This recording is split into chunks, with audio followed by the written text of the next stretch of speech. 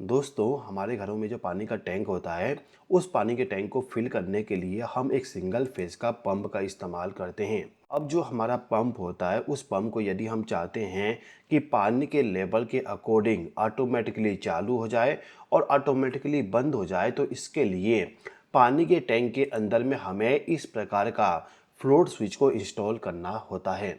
अब ये जो फ्लोट स्विच है, इसका इस्तेमाल करके आसानी से हम पंप को चालू बंद कर सकते हैं। लेकिन यहाँ पे प्रॉब्लम ये आएगा कि जो हमारा फ्लोट स्विच है, उस फ्लोट स्विच में यदि किसी प्रकार का दिक्कत आती है तो पानी के अंदर पूरा का पूरा करंट आ जाएगी। तो यदि आप चाहते हो कि आपका जो पानी का टैंक है उसमें करंट ना आए, तो इसके लिए आप इस प्रकार का एसएसआर का इस्तेमाल कर लीजिएगा। ये जो एसएसआर है, इसको ऑपरेट करवाने के लिए हमें केवल डीसी पावर सप्लाई प्रोवाइड करना पड़ता है। मतलब कि 3 वोल्ट से लेके 32 वोल्ट का डीसी पावर सप्लाई प्रोवाइड करके इस वाले एसएसआर को हम चालू कर सकते हैं और इसके जरिए हम मोटर को चालू बंद कर सकते हैं। कैसे करेंगे, चलिए मैं आपको बताता हूँ। देखिए, अभी के टाइम पे जो मेरे पास में वाटर पंप है, ये वाटर पंप सिंगल फेज वाली है।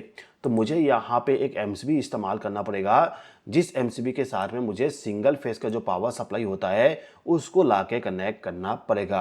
अब इस एमसीबी को चालू करने पे इन दो टर्मिनल से हमें फेज सप्लाई और न्यूट्रल सप्लाई मिलेगा। तो इस एमसीबी का जो फेज और न्यूट्रल वाली टर्मिनल है, उन दो टर्मिनल पे हम दो वायर को कनेक्ट कर देंगे और इन दोनों वायर को हम लेके जाएंगे। और ले जाने के बाद जो हमारा फेज सप्लाई है, उस फेज सप्लाई को एसएसआर का जो आउटपुट वाला टर्मिनल है, जैसे कि आप देखोगे यहाँ पे लिखा हुआ है आउटपुट, तो आउटपुट के ऊपर में जो टर्मिनल है, उस टर्मिनल के साथ में फेज सप्लाई वाले वायर को ले जाके कनेक्ट कर देंगे। अब इस टर्मिनल पे जो फेज सप्लाई कनेक्ट किया गया है, इसका आउटपुट पावर सप्लाई हमें इस पॉइंट पे मिलेगा जब हमारा एसएसआर चालू हो जाता है। तो इस टर्मिनल से हम एक वायर को कनेक्ट करके ले जाएंगे और जो हमारा मोटर है, उस मोटर को फेज सप्लाई प्रोवाइड कर देंगे। मतलब कि आप केवल यहाँ पे क्या करिए, जो फेज सप्लाई है उस फेज सप्लाई के बीच में एसएसआर को कनेक्ट कर दीजिए। एसएसआर का फुल फॉर्म होता है solid state relay. Solid state relay एक प्रकार का ऐसा डिवाइस होता है जिसका इस्तेमाल करके हम किसी भी हैवी लोड को चालू बंद कर सकते हैं, वो भी केवल कम वोल्टेज या फिर दूसरा प्रकार का जो पावर सप्लाई होता है उसका इस्तेमाल करके। जैसे कि हम अभी के टाइम पे डीसी पावर सप्लाई प्रोवाइड करके एसी पावर सप्लाई वाले लोड को चालू बंद करेंगे। कैसे होगा अभी आप समझ जाओगे। तो फिलहाल के टाइम पे हमने इस वाले पंप को फेज सप्लाई प्रोवाइड कर दिए। अब इस पंप को यदि हमें रन करवाना है तो इसको न्यूट्रल पावर सप्लाई भी प्रोवाइड करना होता है। तो ये जो केबल है, इस केबल में जो न्यूट्रल पावर सप्लाई वाली वायर होगी, उस वायर को लेके आएंगे और मोटर के साथ इसको कनेक्ट कर देंगे। मतलब कि एमसीबी का जो पावर सप्लाई है, उस पावर सप्लाई को हमें ले जाके मोटर के साथ कनेक्ट करना है। केवल बीच में हम एसएसआर को कनेक्ट कर देंगे, जिससे कि हम मोटर को चालू बंद कर सके अपने आवश्यकता के अनुसार। अब इतना काम करने के बाद ये जो एसएसआर है, इसको चालू बंद करने के लिए हमें कनेक्शन करना है। और जैसे कि मैंने आपको बताया, इस एसएसआर को चालू करने के लिए हमें 3 वोल्ट से लेके 32 वोल्ट का जो डीसी पावर सप्लाई है, उसको लाके कनेक्ट करना पड़ेगा इन दो टर्मिनल पे। तो इसके लिए मैं यहाँ पे एक डीसी एमसीबी का इस्तेमाल कर लूँगा। ध्यान दीजिएगा, एसी पावर सप्लाई के लिए आपको एसी वाली एमसीबी का इस्तेमाल करना होता है और डीसी पावर सप्लाई के लिए डीसी वाली एमसीबी का इस्तेमाल करना होता है। अब ये जो डीसी एमसीबी है, इस एमसीबी को हम डीसी पावर सप्लाई के साथ कनेक्शन कर देंगे। मतलब कि डीसी पावर सप्लाई का जो पॉजिटिव वाली वायर है उसको इस पॉइंट पे हमने कनेक्ट कर दिए और नेगेटिव पावर सप्लाई को इस पॉइंट पे कनेक्ट कर दिए। अब ये जो एमसीबी है, इस एमसीबी के इस पॉइंट पे हमें पॉजिटिव पावर सप्लाई मिलेगा, इस पॉइंट पे हमें नेगेटिव पावर सप्लाई मिलेगा।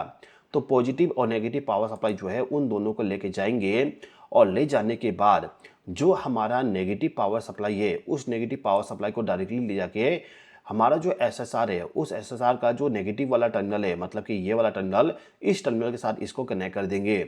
आप देखोगे यहाँ पे नेगेटिव का सिंबल बना हुआ है, तो इस वाले टर्मिनल पे हमें नेगेटिव पावर सप्लाई प्रोवाइड करना होगा। आप यहाँ पे एक चीज़ और देखोगे, फिलहाल के टाइम पे मैं केवल यहाँ पे 12 वोल्ट डीसी पावर सप्लाई का इस्तेमाल कर रहा हूँ। अब ये जो हमारा डीसी पावर सप्लाई वाली केबल है, इस केबल में पॉजिटिव वाली वायर भी है, तो इसको हम लेके जाएंगे और ले जाने के बाद जो हमारा फ्लोट स्विच है, उस फ्लोट स्विच का जो कॉमन वाली वायर होगी, मान लेते हैं कि ब्लू वाली इसका कॉमन वायर है, तो उस वायर के साथ में इस वाले वायर को हमने कनेक्ट कर दिए। अब ये जो ब्लैक वायर है, इस ब्लैक वायर से हमें आउटपुट पावर सप्लाई मिलेगा जब हमारा फ्लोट स्विच नीचे की तरफ रहता है, मतलब कि एनसी कॉन्टैक्ट वाली वायर ये हो गया।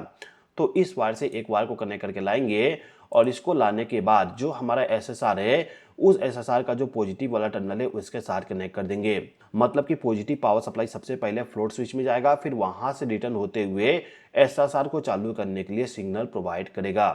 अब ये जो फ्लोट स्विच है, ये फ्लोट स्विच यदि हमारा नीचे की तरफ रहता है, मतलब कि पानी का टैंक यदि खाली रहता है, तो इस कंडीशन में एसएसआर चालू हो जाएगा और इसके चालू होने से पंप हमारा चालू हो जाएगा। अब ये जो पानी का टैंक है, ये पानी का टैंक यदि फुल हो जाता है तो फ्लोट स्विच ऊपर की तरफ चला जाता है। फ्लोट स्विच यदि ऊपर की तरफ रहेगा तो इस कंडीशन में इस वाले वायर में कोई भी करंट फ्लो नहीं होगा, जिसकी वजह से जो हमारा सॉलिड स्टेट रिले है ये ऑफ हो जाएगी और इसके ऑफ होने से पंप भी हमारा ऑफ हो जाएगा। तो इस प्रकार से हम डीसी पावर सप्लाई का इस्तेमाल करके फ्लोट स्विच का कनेक्शन कर सकते हैं, जिससे कि जो हमारा एसी पावर सप्लाई वाली पंप है उस पंप को हम आसानी से फ्लोट स्विच के जरिए चालू और बंद कर सकें।